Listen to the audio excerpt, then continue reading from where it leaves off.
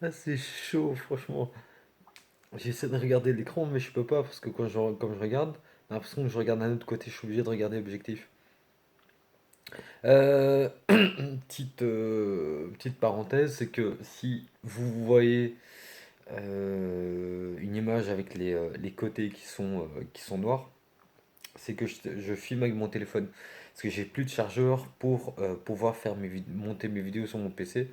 Donc je filme avec mon téléphone et je les monte sur un autre PC. Bref, donc je vais essayer de regarder l'objectif frontal du téléphone pour qu'on pense que... Enfin, pour donner disons que je regarde les gens. Enfin, j'essaie de regarder les gens, mais si je regarde l'écran, on voit enfin, on voit que mes œufs tournent à côté. Enfin bref. Je viens de voir une émission intéressante sur des personnes qui sont en surpoids et qui essaient de faire, de perdre du poids en fait, parce qu'ils sont en surpoids et que finalement ça leur pourrait un peu la vie, ça les met mal à l'aise, ça nuit un peu à leur vie de tous les jours. Et on voit un petit peu les différents régimes qui sont proposés, enfin que certaines personnes testent. Il y a une américaine qui se voit poser une poche de protéines pendant 5 jours, donc c'est-à-dire elle ne va rien manger pendant 5 jours, mais elle sera alimentée seulement par cette poche de protéines, où là les résultats ont été, pas, je sais pas si je peux appeler ça concluant, mais elle a perdu 3 kilos en 5 jours, je pense que c'est déjà pas mal. On en a une autre qui fait une sorte de jeûne espacé, enfin je sais pas comment elle appelle en fait, apparemment elle fait 2 jours de jeûne par semaine, puis 5 jours d'alimentation équilibrée. On en a un autre qui fait un régime du camp, qui a perdu 15 kilos au bout d'un mois, je pense, quelque chose comme ça. Bref, ce sont tous des gens qui essaient différents types de régimes. Comme je vous le dis là maintenant, il y en a pour lesquels ça a été concluant parce qu'ils ont perdu du poids, ils sont contents. Et alors on demande l'avis d'un médecin, mais à chaque fois sur l'efficacité de ces jeunes. Et le médecin, enfin ce médecin-là en fait, répond à chaque fois que oui, c'est bien, mais ça peut être dangereux, notamment dans le cas de celui de la poche de protéines, où il disait oui, c'est dangereux parce que on perd du poids. À la fin, ça peut être dangereux.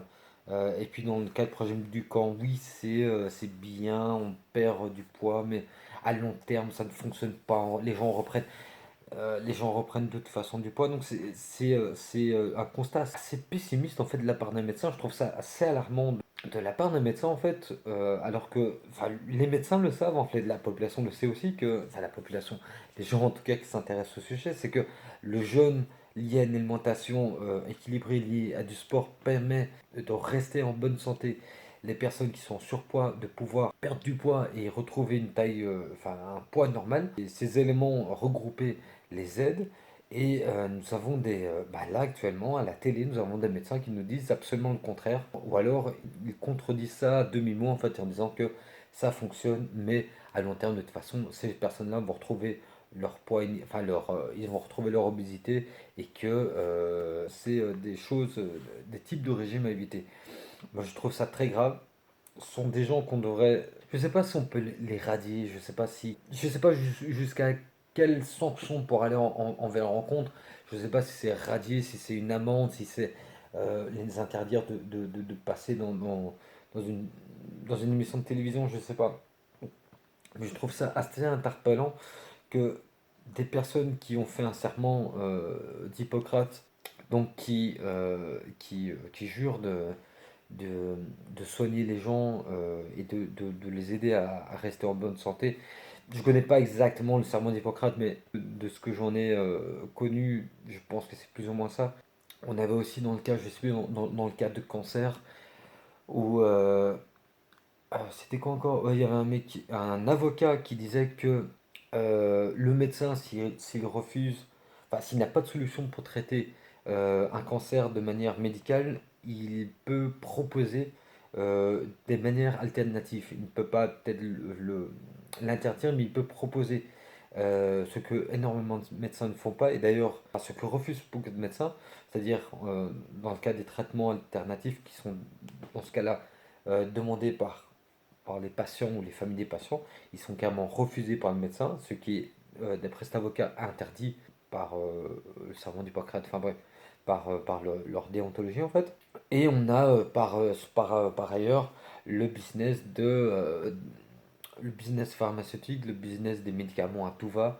On a maintenant, par exemple, c'est le cas en Belgique, on a les antibiotiques qui ont doublé de prix, ce qui est assez bien dans un sens parce qu'on essaie de réduire la consommation d'antibiotiques par les patients, pas les patients, ça veut rien dire, par les patients. Mais le problème, c'est que les antibiotiques ont été poussés massivement. Enfin, j'ai revérifié, mais je suis presque sûr que c'est ça. Ils ont été poussés massivement après la Deuxième Guerre mondiale. Parce qu'avant, comme produit, on avait, enfin, comme antibiotique naturel, on avait entre autres l'argent colloïdal, mais il a été, enfin, pas supprimé, mais il a été, oui, il a été supprimé des foyers, on va dire, car on a imposé les antibiotiques pharmaceutiques. Et j'imagine que maintenant, face à ce raz-de-marée d'antibiotiques dont on ne sait plus quoi faire, ils essayent tant bien que mal de réduire la propagation des antibiotiques dans la population. Euh, je ne sais pas pour quelle raison, peut-être parce que soit ils coûtent trop cher, soit ils sont plus efficaces, soit... Enfin, je ne connais pas les raisons, mais c'est sûrement pas pour sauver la population, ça j'en doute vraiment. Et tout ça pour dire que... Et tout ça pour revenir à ce médecin en fait qui, voilà, au lieu d'essayer d'approuver ce genre de régime qui englobe des jeunes en fait, vient dire tout le contraire en disant que c'est pas, c'est à terme, c'est dangereux, c'est nocif, parce que bah, de nouveau on perd du poids, enfin pas on perd du poids, mais on a les symptômes d'une personne qui jeûne quoi, donc on est fatigué, on perd du liquide, on perd voilà toutes les choses qui sont liées à l'activité d'un jeûne quoi.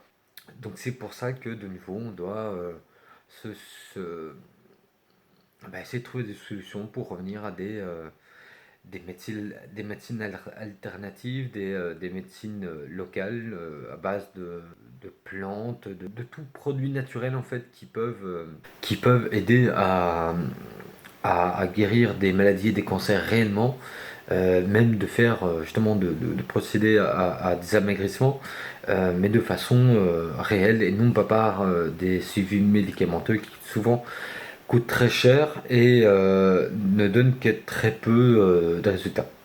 Voilà, petit coup de gueule sur ce genre de médecin et ben, à bientôt.